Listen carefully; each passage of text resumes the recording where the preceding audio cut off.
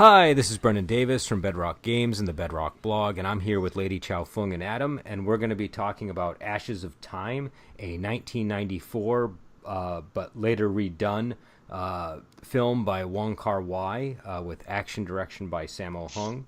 It stars Leslie Chung, Tony Leung, Bridget Lin, Jackie Chung, Little Tony Leung, and Charlie Yeung, as well as Karina Lau.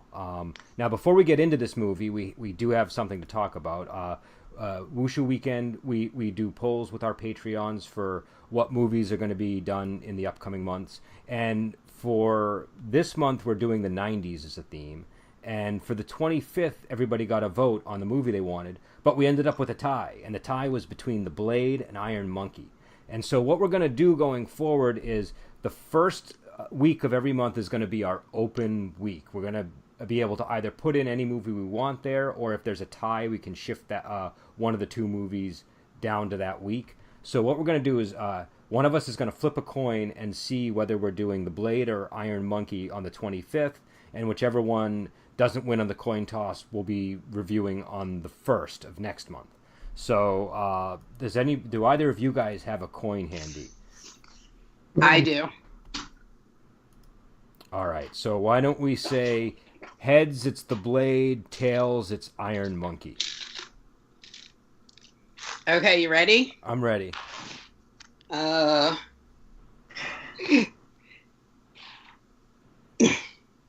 Tails. So is it Iron Monkey, right? That's what you said. All right, Iron Monkey it is. Okay, so...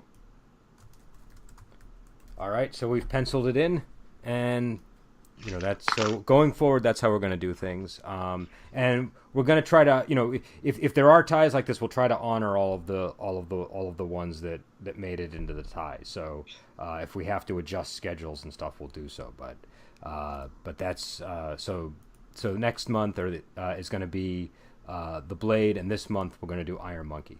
And now to bring it back to the show for the evening, we're again talking about Ashes of Time. This is a very strange movie. It's not easy to categorize, and we're talking about the Redux version, which was done I think in 2008, and it's quite a bit different from the original. I was able to watch the original this week as well, and I mean they're similar in a lot of ways, but there are a lot of things that feel very different between the two, and we will talk about some of the differences.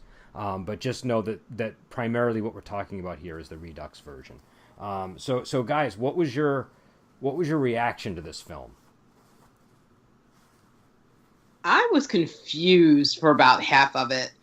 I liked the actors in the movie. I think the direction was good. I think the action direction was good. I was just confused with who was who and what they were doing.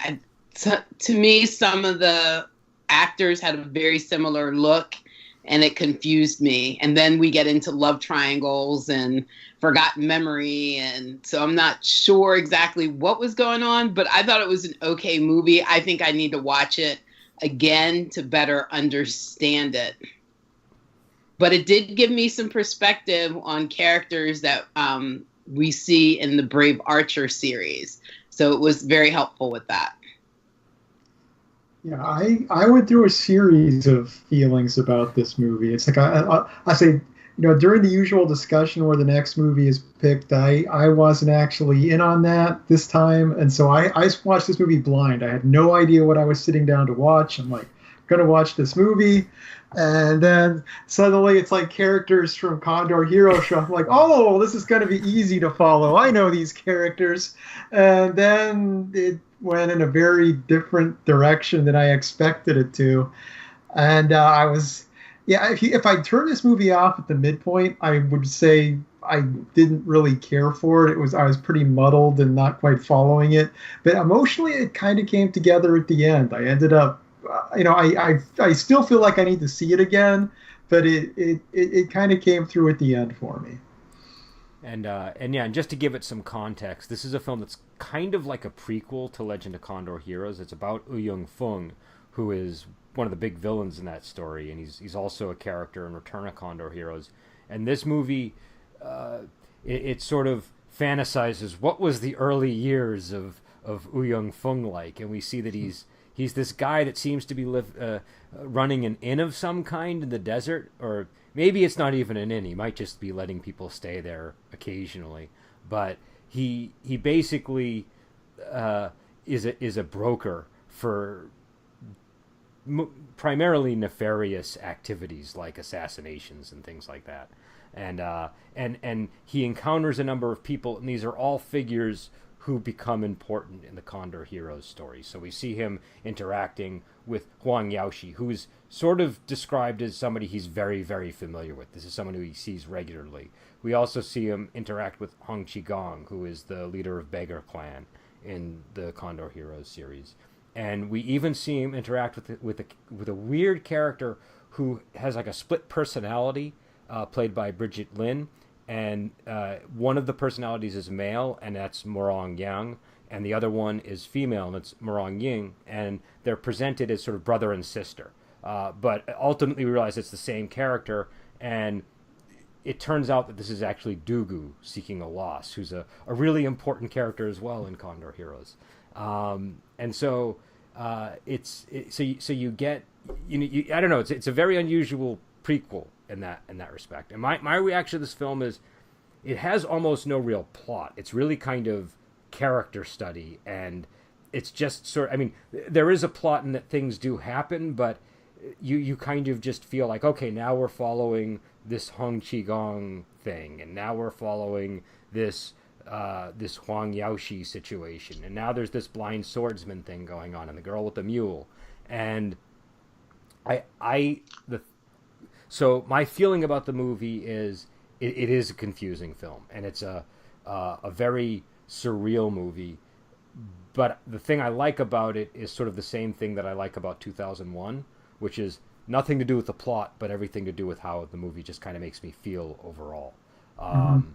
And so I feel like it's a movie that feels like being drunk, is how I usually describe it. And so I feel like if that's the way to engage the film, I think if you tried it, because this time around I was really trying to think through all of the Condor Heroes implications, like, oh, is the bird in the cage like the condor, like really struggling, and I realized it was just a futile effort. I'd say the midpoint, like at the midpoint, I was kind of against the movie to an extent, and I mean, I did like the atmosphere of the movie up to that point, but I think the fact when you're going to review something, you feel like you need to understand it to some extent to say something, and I was like, I don't know what I'm going to say, but it did click for me by the end. But the mood, it does have a nice mood to it, definitely. And no, I agree. Go ahead. Sorry. I like the mood of the movie, and as the movie went on, I kind of became a little less confused, but I still enjoyed the movie. But even though it didn't really have a plot, I like when a director can pull off very detailed characters and their emotions and how they make you feel. Mm-hmm. A plot would have been great to have it all together, but this movie didn't have it all together. But I did like the character study of each of the different characters. I thought it was pretty cool. Now, I'm curious what your thoughts on the fighting were, because the fighting is shot in an odd way, and like we said, it's Sammo Hung is the action choreographer, but sometimes the fighting is a bit obscured. So I was wondering if that affected people's enjoyment of and there weren't that many fight scenes either. There was like you wait a long time between fights in this one. Yeah, this one's more definitely driven by character relationships. I like the fighting in the film. There wasn't a lot of it, and the fights were very, in my opinion, brief, but I liked it. I guess because I liked more of developing the characters, since there wasn't really a plot, so there really didn't need to be that much fighting for me. But I enjoyed the fighting. If there would have been more fighting, I would have enjoyed it even more, because I think the style with the swords and everything was good. There wasn't. I don't remember a lot of hand to hand in Yeah. this, so I like the style. Yeah, I think it was well done. I think to an extent too. It's like in a lot of movies the combat's supposed to be exciting and fun to an extent. And I think with this movie it's a little more abstract and stuff because it's not trying to pull you in the same way a typical wuxia movie would be with it being a thrilling thing. It's like there's it's going for a different feel with the combat than a lot of movies. There was one moment in the fights that I thought was really effective when Tony Leung, the blind swordsman, he's going blind slowly. He has a condition that will make him blind by like age 30 or so, and he just kind of happens to become almost entirely blind the day that he's hired to go fight with these bandits. And Young Feng even asks him like, "Oh, you're blind now?" Or he's like, "Yeah." So pray that it's a clear day. And I think during the fight he loses a little bit of his vision because of some overcast things going on. But his throat is slit by a blind swordsman, I believe, or his chest or some part of his body is slit open.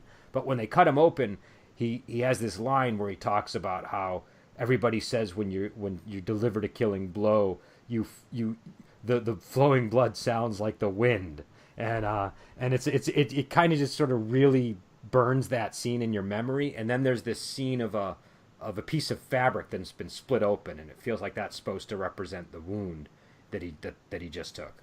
And so I don't know. I just found that like a really striking kind of interesting scene. And that line actually confused me because I wasn't sure who was actually saying that line in that moment. So you cleared that up for me. Okay, yeah, Yeah, I think it was the swordsman. that was the thing that's very confusing about this movie. Usually when there's a voiceover in a movie, there's like a single voiceover, but you're continually shifting who's doing the voiceover in this movie in a number of places, which made things a little harder to follow for me. Yeah, I would agree with that because I think I noticed it at this scene. In fact, that I was like, wait, this isn't Young Feng talking anymore, and it is confusing. Yeah, I'd like jump back and was like, wait, did Ouyang Folk show up or something? And I didn't know. I was like, no, it's still the same guy, and I don't know. Yeah, and I had thought Ouyang Feng had died, but I'm like, well, how can he die? Because now he's telling a different story. So He's that Baron doesn't Munchausen. make sense. Yes. But what did you guys think of the blind swordsman? Did we could go by characters here. Like, what were your thoughts on him?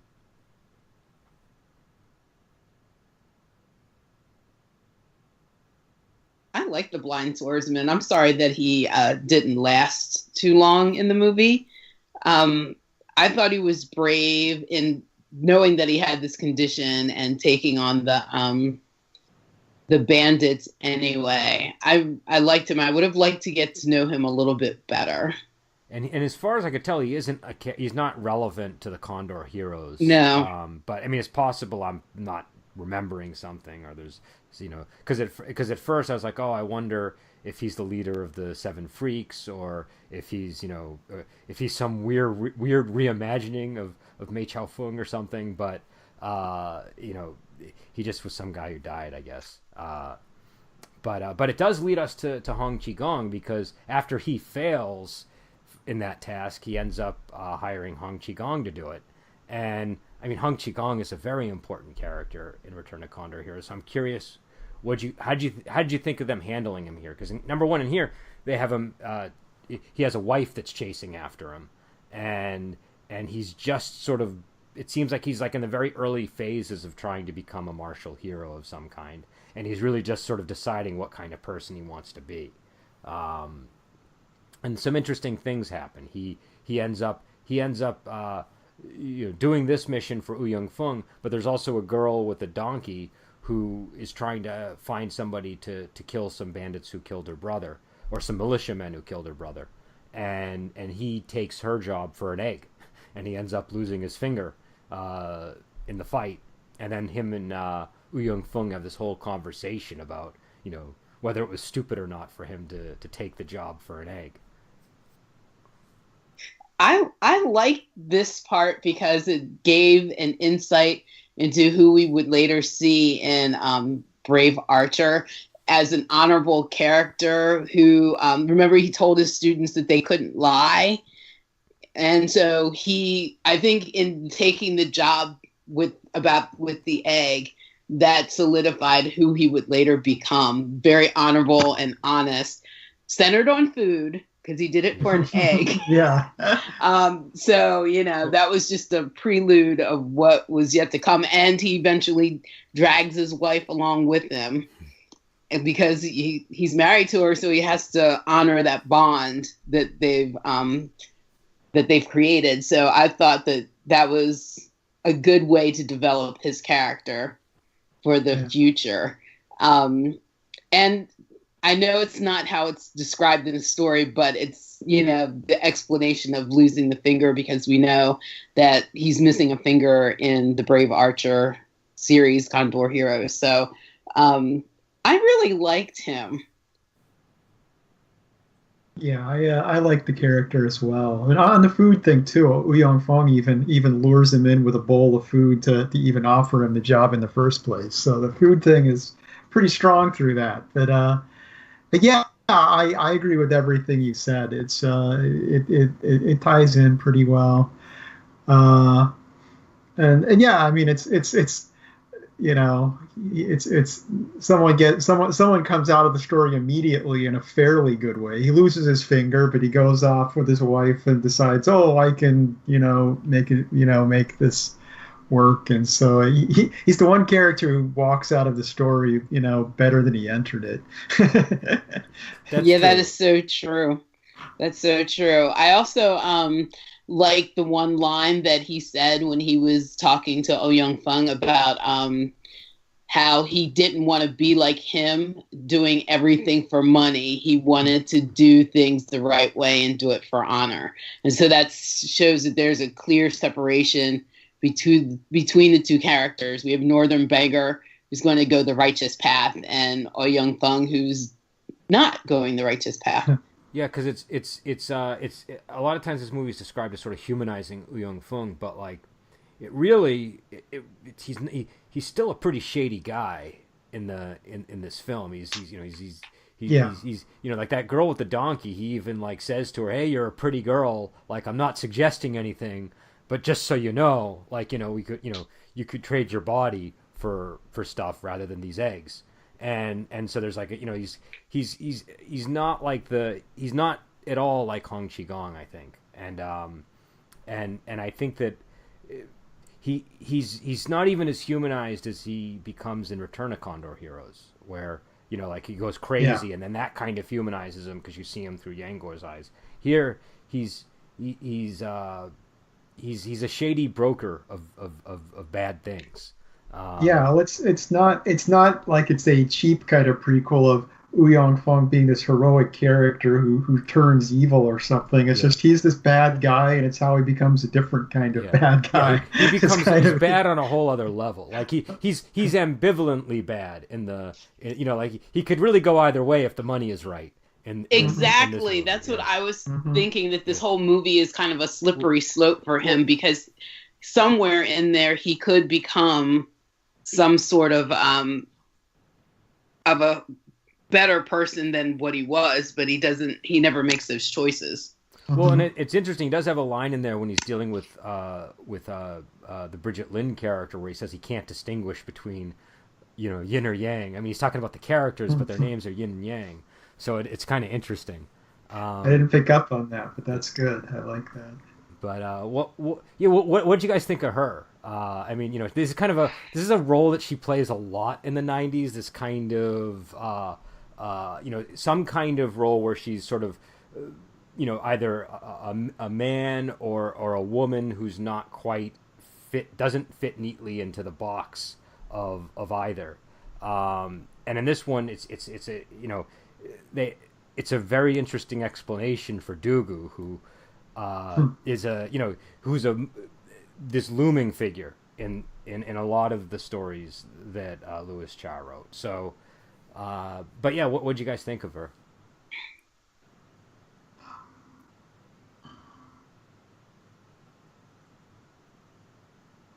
She plays a good psychotic uh, person, split personality Yeah. type.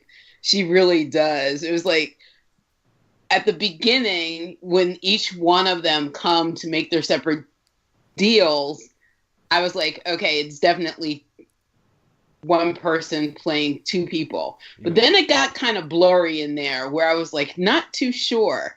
And then ultimately you do figure it out. It is two people consumed in one person. It's just that they're seeing the same situation in different points of view, and they're completely crazy.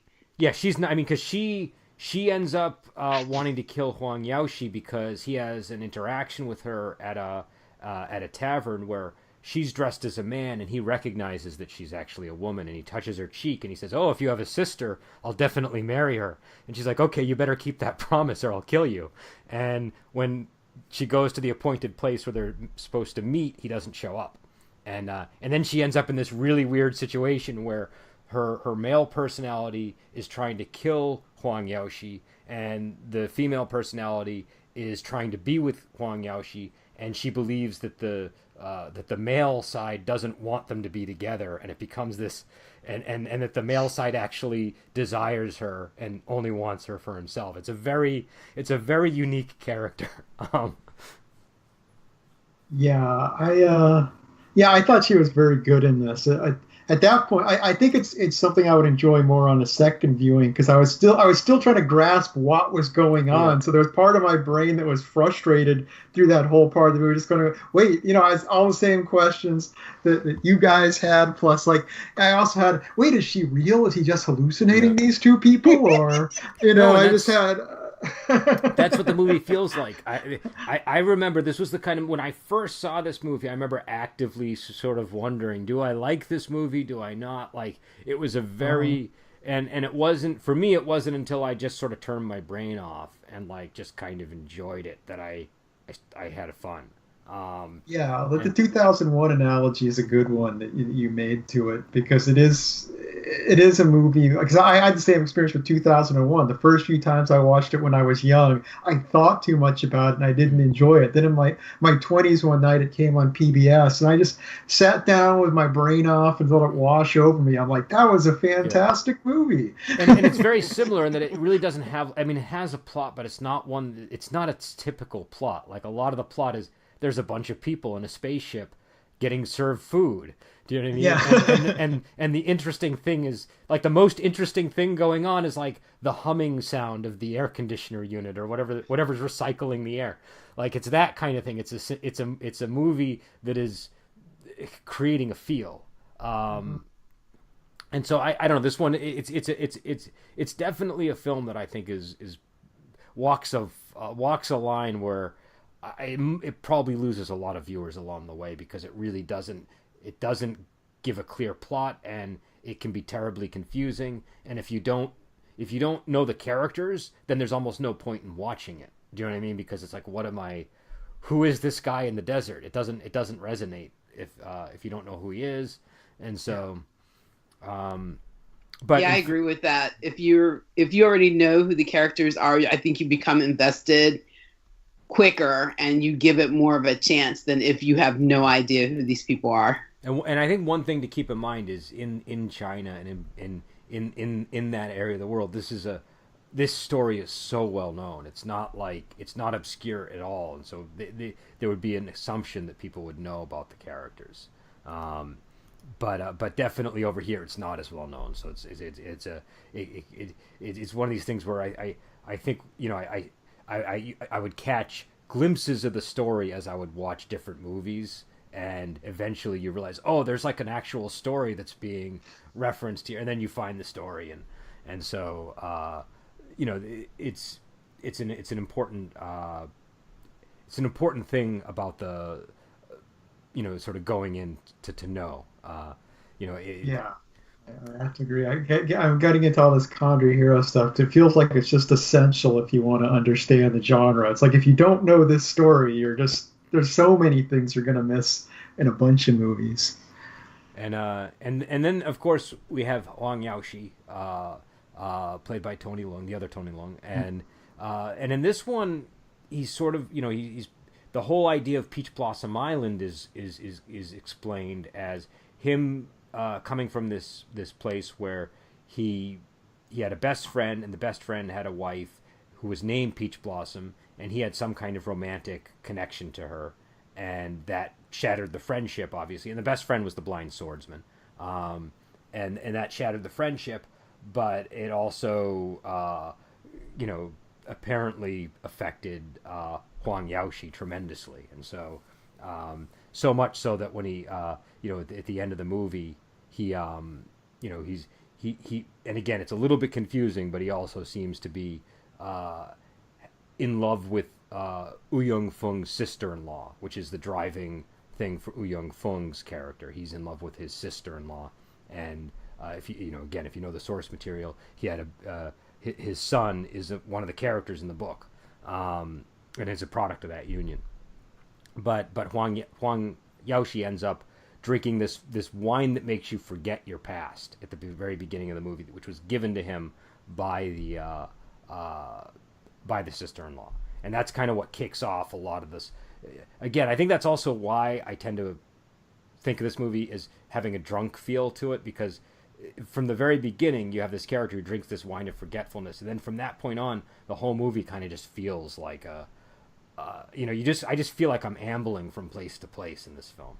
But I don't know, what did you think of how they dealt with Huang Yaoshi, and did he feel sufficiently explained in, if from a Condor hero's point of view, from a brave archer point of view?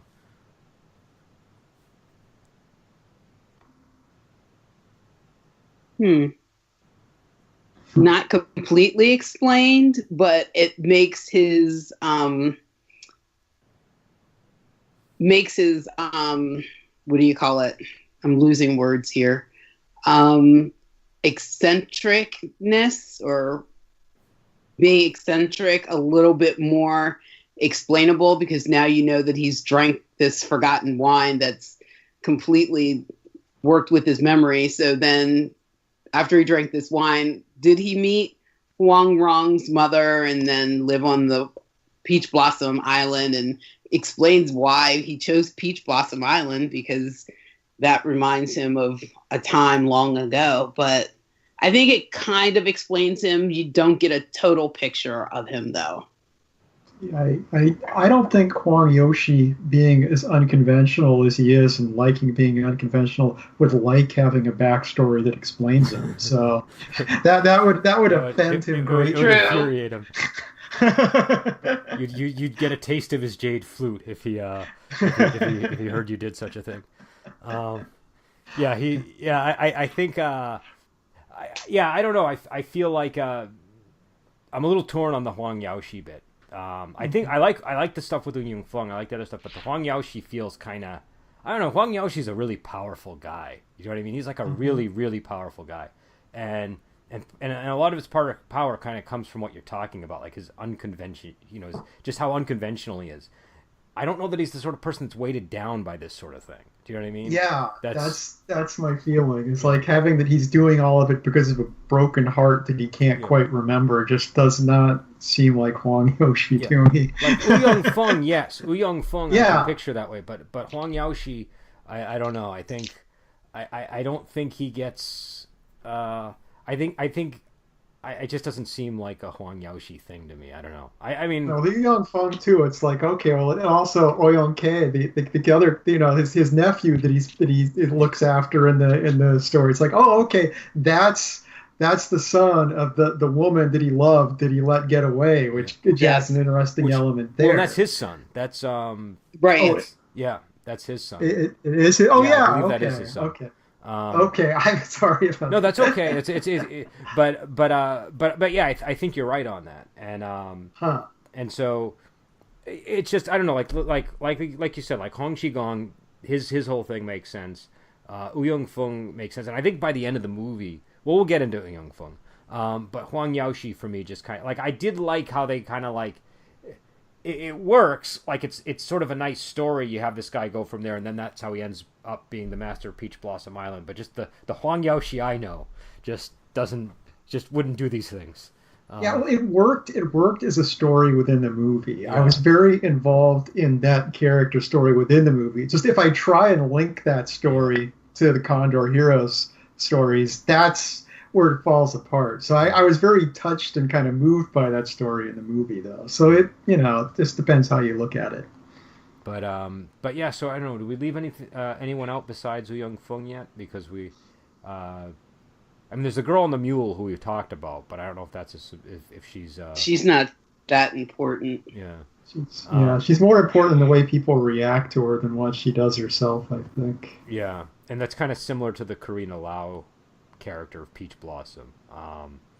But the woman on the horse. The horse. What did you guys think of the horse scene? Because that's a confusing scene. Yeah, I couldn't tell you. I am too confused by that. That's definitely something I'd need to watch the movie more to even come up with an opinion on. But definitely remember that actress for when we get to Detective D. But I'm sorry, go on, Lady Chao Feng. Yeah, no, I was confused by that. I didn't know when she was on the horse and kneading his neck and looking at the camera. I wasn't sure if she was looking at someone in particular or waiting for someone. I was like really confused by that scene. Yeah, I think the whole thing is she's kind of been driven into this state by the fact that she is involved in this love triangle with the blind swordsman and Huang Yaoshi.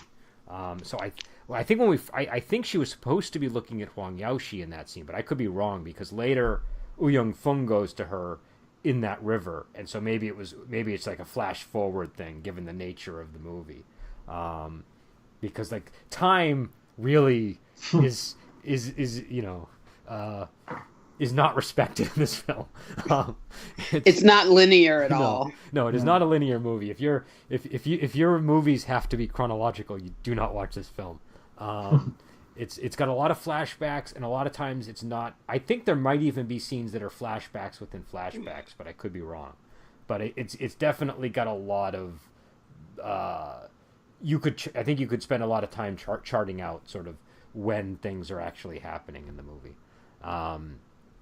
But she's basically crazy is kind of the impression that you get in that scene. And again, so that leaves us with Wu Young Feng, who's the main character. He kind of has like a, he's an iconic character, and I feel like the whole film he's really not quite Wu Young Feng yet. He hasn't put on the full regalia that makes him Wu Young Feng. And so the movie is really about him getting there. Do you think the movie sufficiently gets him to that point? I don't think it sufficiently gets him to that point. I think there's probably some other event or another, maybe one or two more events that push him over the edge down that slope into pure evil. Yeah, I'd agree with that. Because I mean, like I said, he hasn't become the Venom guy or anything in this. It's like using the term regalia. It's like, I mean, it was like in our last Return of Condor Heroes discussion, I brought up, it's like, in this one, it's like Yang Gao's he's kind of got his regalia of being, an iconic character with these very distinguishing traits. I won't go into spoilers of what for people that aren't watching, but yeah, he hasn't hit that point, but he's going off on the path to get to that point as far as this movie takes him. Yeah, and I would kind of agree, because I feel like he suddenly goes from being Leslie Chung to Wu Young Feng. Do you know what I mean? He's because he's still sort of, by the end of the movie, he's still sort of that, what would you say? Sort of that shady broker who is a little bit evil, but not necessarily in Wu Young Feng territory. I do think that the final shot of him is very effective. I think when they have the scene where he's fighting, he's in some kind of battle, and in the original version, it's like clearly he's fighting beggars. I don't remember if the Redux it's obvious that he's fighting So in the original version, you see him fighting Hong Qigong and a bunch of beggars. Then you see him fighting Dugu, and it's even kind of suggested that maybe he kills Dugu, but it's too vague to really put down in writing. And then he just kind of slowly grays, and you can see him becoming Ouyang Feng, and it's a very I think the scene is effective, but in terms of the stuff that he actually goes through in the film, I feel like kind of like you guys, maybe there should be an additional added step. Well, I feel like that ending. I mean, that ending is effective to an extent if you know who Yang Feng is. But the movie's kind of just relying on things you know from other stories to make you feel that. It's not taking you there itself. It's because it does explain like how he's going back to White Camel Mountain, and you can see him sort of. I mean, we were kind of joking about the Star Wars prequels, but it kind of has that feel of, okay, we're putting the sword here so he can pick it up, and we're doing, there is that sort of, and sometimes that sort of thing isn't as effective as you would think it would be. Do you know what I mean? Yeah. So, but you definitely get the sense that he's pointed in the direction of White Camel Mountain, and he'll be, you can see how he's going to enter into the Legend of Condor Heroes story, in the near future. But yeah, so I don't know. That was, but I think overall, I like the backstory because it connects very strongly with the backstory in the source material, and I like kind of how they dealt with that.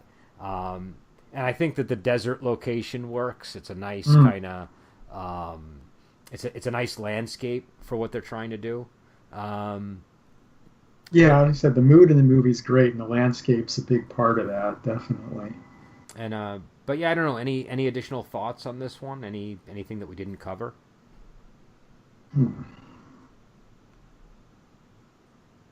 I think I pretty much said what I got to say on this one. Yeah, me too. I just have a whole bunch of questions that just weren't answered in the movie anyway. Okay. So on the DVD, we won't go there. There is there's some interviews in the DVD that might answer some of those questions. But yeah, I guess the only thing I would add is I did get a chance to see the original, and my big take home from the difference there is that the music is very, very different. That's one of the first things that you notice between the two, the Redux and the original, and I'm of the opinion that the original music is a bit more idiosyncratic, but I think better. I think that the new music's fine and it's very good. I think they have Yo-Yo Ma doing the cello, and maybe for that reason it has kind of a Crouching Tiger, Hidden Dragon feel. But the music in the original, I don't know. I like a lot of the music from the 90s films, and it feels more like this was a film that was made in the 90s, so I feel like the music should probably reflect that. And to me, the newer music doesn't quite reflect that as much. So, I think overall the older music works. And the original version's like 10 minutes longer or so. But the official version that we have now is the Redux version. So that's that's sort of the if you try to buy it now, the one you're going to get is most likely the Redux, unless you're getting like an old VHS or something. So I guess that's what we have to say on this one. I think I don't know. Would you guys recommend this movie to people? Would you recommend it to wuxia fans? That's a tough question. Because it is not something like wuxia fans necessarily are going to be going for. But it's like, I'd say if you're invested in the characters in the Condor Hero stories, and you're kind of looking for an interesting exploration of some of them, and something thoughtful, then yeah, I totally recommend it. But that's that very specific recommendation, not just if you love Condor Heroes, you're gonna love Ashes of Time. It's not something I would say. I'm agreeing with Adam on this one. This one is not a movie that I would watch without having some kind of knowledge of the source material.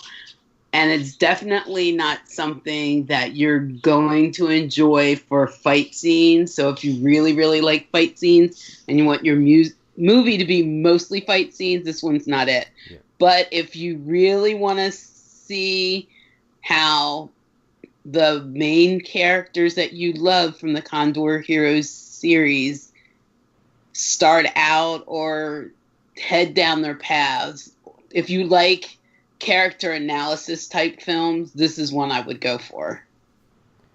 Yeah, I would agree with that. I always have kind of like a strong note of caution when I suggest this movie to people for that reason. And also, I kind of realize like a lot of people could just go a completely different direction with it. Like they just kind of like you said, like midway through the film, you ended up liking it, but you could have probably just as easily gone the other way if it did something you didn't like. And I feel like it's one of those kind of movies where it's not gonna connect with everybody. And they might have the same reaction I had to the 2015 Assassin movie, which was extremely negative. So again, we flipped the coin. So we're going to be doing Iron Monkey on the 25th and The Blade on the 1st. But next week, to continue with our 90s theme, we are going to be doing Tai Chi Master, which is one of my favorites. Hopefully, by saying that, I'm not jinxing it for both of you guys. I've already seen it, and I like it. Okay, all right. Knowing you like it's your favorite has already tainted me to thinking it's got to be terrible. Yeah. So it's not another one of Brendan's favorites. Yeah, man. But I will warn people, it is another one of those movies where there's a dose of comedy. So just sort of, it's not as much as Wing Chun, but there is. Wouldn't you say that, Lady Chow Feng? There's some humor in this movie to be aware of. There is some humor to be aware of. So if you're thinking this is going to be like a completely serious movie, it's not. There are some chuckles in it. Yeah. And that kind of goes with the 90s and the 80s movies in general from Hong Kong. You just get a lot of that. Some less than, obviously, Ashes of Time. Zero comedy. Unless it's just one big extended joke and we didn't realize it. There's like zero comedy in it. Yeah, someone's is listening going, they didn't get any of the jokes. What is wrong with these people? But yeah, so I'm looking forward to Tai Chi Master. It's got Jet Li. I think it's a really fun movie, and a lot of people really like Iron Monkey. That's with Donnie Yen. We're going to be doing Iron Monkey at the end of the month, and The Blade, which I can tell you I don't think has any comedy either. That's a pretty grim movie. So yeah, and next month we're doing Ghosts and Spirited Beasts as our theme, and so we'll be. Hopefully getting to the original, not the original, but the first painted skin from we did Resurrection. We're going to do I think it was the 2008 version of Painted Skin. And so it'll be nice to kind of, for people who felt I just threw them into the sequel, we'll get we'll get to see the. Are you talking about me? No, I'm talking about listeners who might feel that I just kind of threw you guys into the sequel. We'll get some background story, and we have some other movies lined up, but we're sort of still finalizing our decisions. So we'll be on next week, and we also will be posting. I'm not sure exactly when, but Lady Chow Feng and I did an Iron Triangle special, and we're going to be posting that up, and it'll be linked at the Shaw Brothers Universe stuff. But I don't know. I thought we had a good conversation. Wouldn't you say that was an interesting discussion? Yeah, it was. It was a good one. So Iron Triangle movies are films with Ti Lung and David Cheng, directed by Cheng Che. So, we go over. I think we cover 5 films in that one.